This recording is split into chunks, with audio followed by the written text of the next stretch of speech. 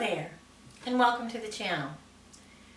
Well, I'm going to try to make this quick. This week is going to be a little bit weird because I'm going to be talking about some things that might be controversial, although I don't really think they should be, but they might be. We'll see. I'm so glad for those of you who are willing to watch these. All right. So one of the things that teachers have to go through is award ceremonies, and they are brutal.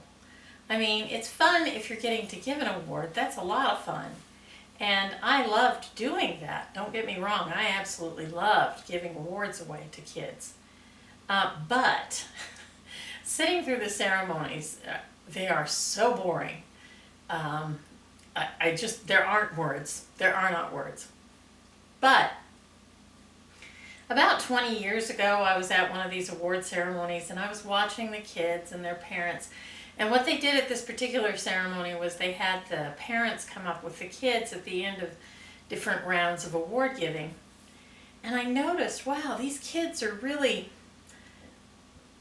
they look great. They're bigger and stronger than their parents. I mean,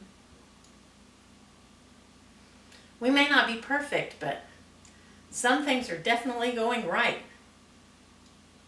And I kept thinking about this term I learned in college called hybrid vigor. So if you're not familiar with the term, it is an agricultural term, and it actually comes from a very old scientist, and I'm not even sure what century, maybe 20s maybe? His name was Gregor Mendel, and he's really the father of modern genetics. And what he did, now the thing is that farmers knew about crossbreeding really early on, historically. You can find it in scriptures.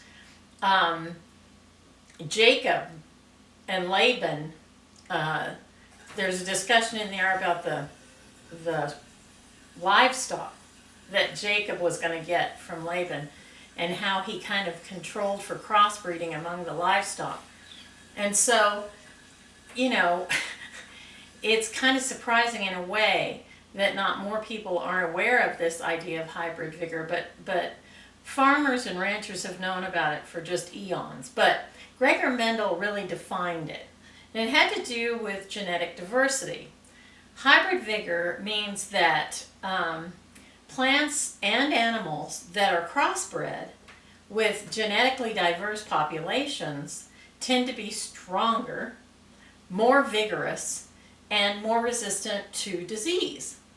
So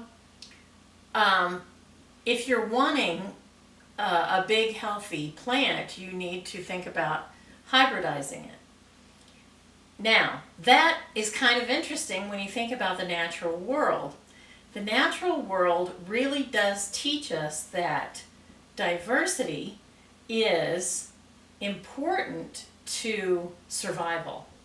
That microbiomes or biomes or any kind of environment tends to be more vigorous, more productive, and healthier if there's a variety of plants and animals in it.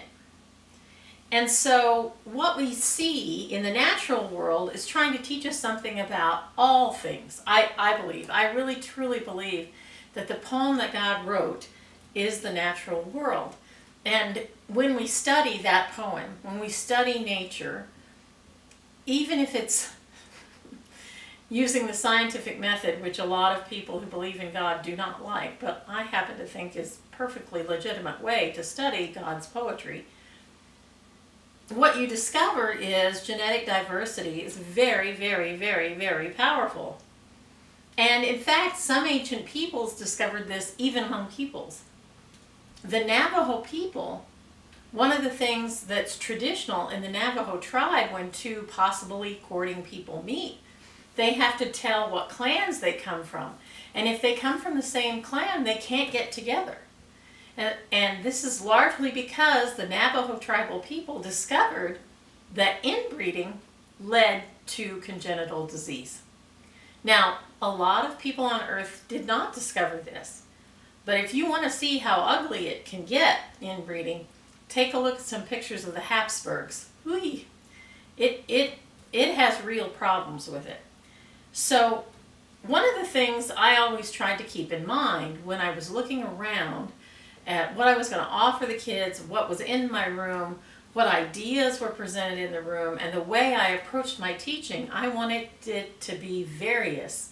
I wanted it to be full of variety because I knew that variety leads to greater strength. The other thing is, our human nature makes us notice variety. We are actually designed to notice difference. And if you want proof of that, think about a boys' locker room. When you walk in, the smell is vile. But if you stay there long enough, eventually you'll stop smelling it. And the reason you'll stop smelling it is your sense of scent, of smell, notices differences. And if something is consistent, the same throughout, you stop noticing the smell. Your nose stops noticing it. And this is true with almost all your senses. So that is one of the things that I want to use to frame the episodes I'm going to be going through for the next few days, because I really do think it's important to understand the natural world and to use the powers the natural world gives us to make our classroom experiences more powerful and more effective. That's it for today. I hope you have a gorgeous rest of the day, and I hope you see me again. You gorgeous people.